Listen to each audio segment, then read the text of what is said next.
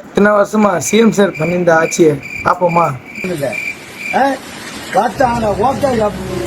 மீன் நினைஞ்சு போச்சுடா தாத்தா ராக் அப்படியே போட்டா புரியா திட்டு அப்படியே கவுன்சில கூலா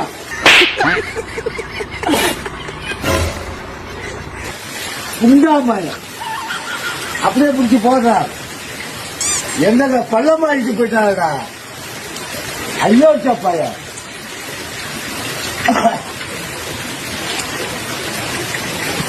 பொம்பளைகளை பார்த்தவன மேடாக்கிட்டு போயிட்டான்.